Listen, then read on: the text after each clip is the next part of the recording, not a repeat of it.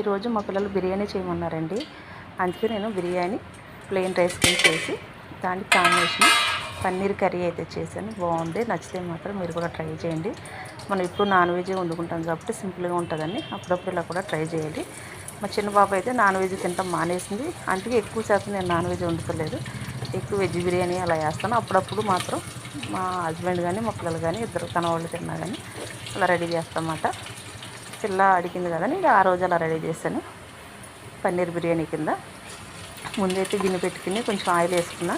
Oil వేసుకున్న తర్వాత oil నెయ్యి వేసుకుని బిర్యానీ దినుసులన్నీ అందులో వేసుకుని కొంచెం జీడిపప్పు వేసుకుని ఫ్రై చేసేస్తాను. ఫ్రై అయిన తర్వాత ఉల్లిపాయలు పచ్చిమిరపకాయలు వేసి ఫ్రై చేసి అల్లం వెల్లుల్లి పేస్ట్ వేసుకుని కొంచెం ఫ్రై అయిన తర్వాత టమాటాలు వేసుకున్నాను. 2 టమాటాలు అవి కూడా ఫ్రై అయ్యాక పుదీనా కొత్తిమీర వేసుకుని ఫ్రై చేసుకున్నానండి. బాస్మతి రైస్ అయితే నేను 2 గ్లాసులు తీసుకున్నాను. ఎందుకంటే ఇది నైట్ పూట వేసాను బిర్యానీ అన్నమాట. మా పాప కాలేజీ నుంచి వచ్చేటప్పటికి ఇంకా నైట్ అయిపోతుంది కదా, అందుకని పొద్దున పూట ఎలాగో కుదరదని నేను నైట్ అలా రెడీ చేసుకున్నమాట. తర్వాత ఇవన్నీ వేసుకున్న తర్వాత కొంచెం గరం మసాలా వేసాను. గరం మసాలా వేసి కొద్దిసేపు మగ్గనిచ్చిన తర్వాత నేను బాస్మతి రైస్ 2 గ్లాసులు తీసుకున్న. 1.5 వాటర్ అయితే పోసుకున్నాను.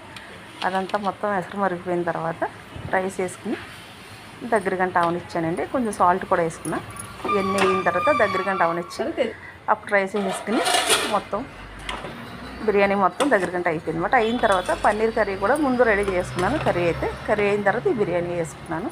ఇంకా అప్పటికప్పుడు రెడీ చేశానండి. పిల్లలు వచ్చే టైం అయిపోయిందని ఇంకా అప్పటికప్పుడు రెడీ చేశానమాట. మా అమ్మాయి వచ్చేటప్పటికి 7:30 అలా టైం అయిపోతుంది. ఇంకా ఆ టైంలోనే గబగబా పిల్ల స్నానం చేసి వచ్చేటప్పటికి రెడీ చేసుకునేదండి. నచ్చితే మాత్రం లైక్ చేయండి, షేర్ చేయండి, సబ్స్క్రైబ్ అయితే చేసుకుని నా ఛానల్ అయితే లైక్ అయితే కంపల్సరీ ఇవ్వండి. అంటే వీడియో నచ్చితే మాత్రం లైక్ కంపల్సరీ. ఆ బట్టలు మిషన్లో వేస్తావా? నేను